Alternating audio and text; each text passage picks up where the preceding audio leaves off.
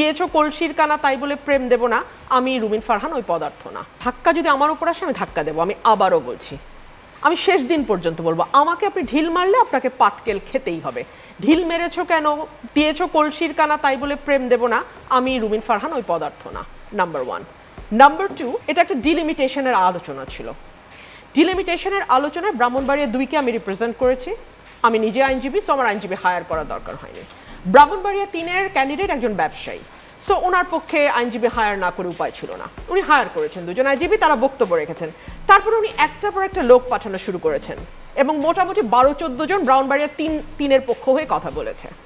তখন আমি যখন উঠে দাঁড়িয়ে মাইকের কাছে গিয়ে বলার চেষ্টা করেছি যে এটা তো হতে পারে না, এক তরফে 12 জন বলছে, এক তরফে আমি, তাহলে আমি আরবার কাউন্টার দেই, মানে রিবাটাল যেটাকে বলে। ওই সময় ওনাদের দলের এনসিপির একজন সদস্য আতাউল্লাহ, ভদ্রলোকের নামও আমি জীবনে শুনি নাই, চেহারা দেখার তো প্রশ্নই আসে না। সো উনি যখন আমাকে ধাক্কা দিলেন, I thought it must be from Brahmanbaria 3, মানে ব্রাহ্মণবাড়িয়া 3-এর যিনি বিএনপির ক্যান্ডিডেট তার কেউ। ধাক্কা দিলেন, ঠিক আছে। তখন ওনাকে নির্বাচন কমিশনের যারা আছেন তারা ওনাকে পেছনে নিয়ে গেলেন, পুলিশ কর্মকর্তাও। সেখান থেকে উনি উড়ে এসে আমাকে আরেকবার মারতে গেলেন। এই ভিডিওটি আপনারা কেউ দেখেননি যদি বলেন মিথ্যাচার হবে।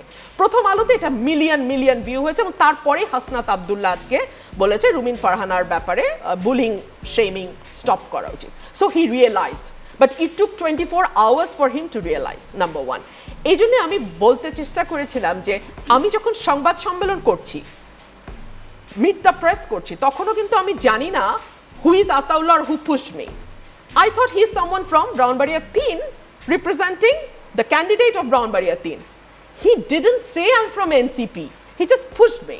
So obviously I was shocked.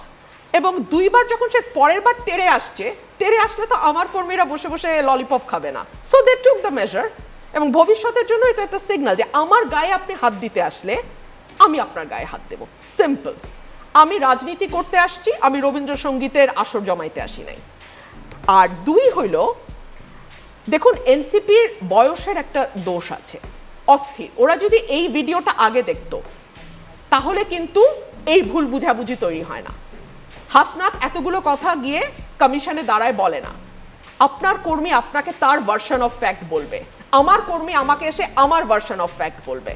কিন্তু আপনাকে তো যাচাই করতে হবে, আপনি যেহেতু লিডার, আপনাকে তো পুরো ঘটনাটা দেখে শুনে বুঝে তারপর কথা বলতে হবে। 3 হচ্ছে এনসিপি ওখানে কেন গেল? এনসিপি তো এখনো নিবন্ধন হয় নাই। এনসিপি গেছে বিকজ ব্রাহ্মণবাড়িয়া 3-এর যিনি ক্যান্ডিডেট তিনি তাকে নিয়েছেন।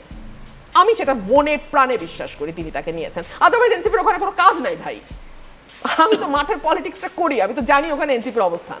সো তাকে নেওয়া হয়েছে এবং যেটা আমি দলকে বলবো সাবধান হতে।